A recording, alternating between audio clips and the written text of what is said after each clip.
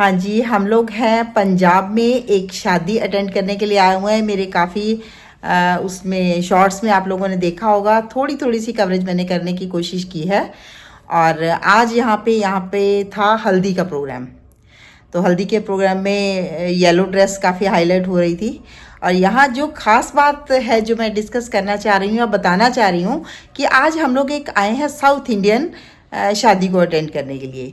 और मज़ेदार बात यह है कि हम पंजाब में आए हैं, तो पंजाबी और साउथ इंडियन मिक्स कल्चर की ये शादी है।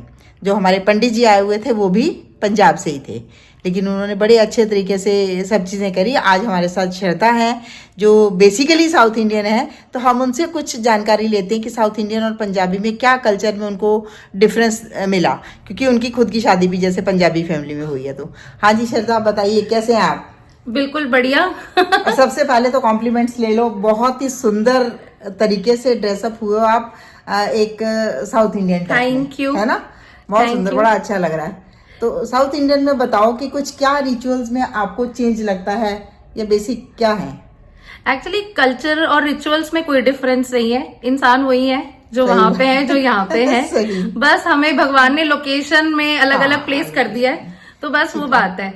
बट ये थोड़ा सा जो बेसिक डिफरेंस ये रहता है जो मैंने ऑब्जर्व किया है, क्योंकि 27 साल मेरे साउथ इंडियन कल्चर में रहे, उसके बाद अभी अगले 8 साल मेरे इधर पंजाबी कल्चर में रहे, तो मैं जितना समझ पाई हूँ वो यही है कि बस साउथ इंडिया में क्या रहता है कि वो बहुत पर्टिकुलर होते हैं हर एक आइडल को लेकर, हर एक पूर्वज को लेकर, जो आपके साथ नहीं भी हैं फिजिकली, और अगर है तो उनका भी अपना एक बहुत इंपॉर्टेंट रोल होता है। जो जनरली हम लोग कैजुअली क्या होता है वो उसको हम टेकन फॉर ग्रांटेड लेके आगे बढ़ जाते हैं। पंजाब में तो अब ज्यादा ही करते हैं, मतलब हम जो नॉर्थ साइड के है ना, काफी चीजें हम लोग ऑब्सोल्यूट करते जा रहे हैं। हाँ शायद, और साउथ में उन्होंने अभी भी वो इंटैक्ट रखा है, और वो कोशिश ये करते हैं कि अपने बच्चे भी वो फॉलो करें। तो क्योंकि पेरेंट्स रहते हैं तो वो कोशिश करते कि आप पूरा सीखो, और फिर वो जब पूरा सीखते सीखते अपना एक लाइफ का एक काफी पार्ट पूरा कर लेते हैं, फिर उनको वही आदत हो जाती है, तो आगे भी वही करते हैं। तो मैंने एक चीज ऑब्जर्व करी है कि यहाँ पे साउथ में वो लोग क्या करते हैं, जैसे अभी पूजा शुरू होती है तो उनको ये रहता है कि पहले तो जितने भी हमारे भगवान है जिनको हम श्रद्धा से मानते हैं उन सब का नाम लेके उन सब की पूजा करें। उसके बाद जो हमारे पूर्वज हैं जो नहीं रहे हमारे साथ उनका भी ध्यान करें, तो इसीलिए हमारा गोत्र पूछा जाता है, गोत्र का भी हम किस कुल से आए वो पूछा जाता है। तो वो सारा बहुत इंपॉर्टेंट होता है और वो आपको पता होना चाहिए, मतलब ये एक्सपेक्टेड है। हाँ। और फिर उसके बाद आता है कि आपके दादा के दादा, एटलीस्ट वहां तक आपको नाम पता होना चाहिए सबका, कि आप कहाँ से आए हो, आपका रूट क्या है। उनको ऐसा लगता है कि आप नहीं तो आपको कुछ नहीं पता, आपको पता ही नहीं है आप यहाँ कहाँ से आए हो, आपका ये जो आप पौधा हो वो बीज कहाँ था, कौन से क्वालिटी का बीज था, वो आपको पता होना चाहिए। इसका मतलब आप कनेक्टेड हो अपने रूट से। तो यही टिपिकल कुछ चीजें मुझे लगी दिखी, चाहे आप ड्रेसिंग में देख लो जो आप साउथ में अभी ये जो बालों में ये जनरली जो लगाते हैं ये सारे 9 ग्रहों को रिप्रेजेंट करता है। ओके, अच्छा यहाँ पे भी लगाना चाहिए था मुझे। हाँ। वो अगेन जैसे मैंने कहा ना कि बस फिल्टर आउट हो गया मेरे कल्चर, मैंने पूरा नहीं फॉलो किया। यहाँ पे एक लगाते हैं जो बोलता है चंदा मामा, यानी मून को रिप्रेजेंट करता है, यहाँ सन को रिप्रेजेंट करता है। तो इसका मतलब आपके हेड पर, मतलब जब आप डिसीजंस ले रहे हो तो मून का भी इफेक्ट है, सन का भी इफेक्ट है।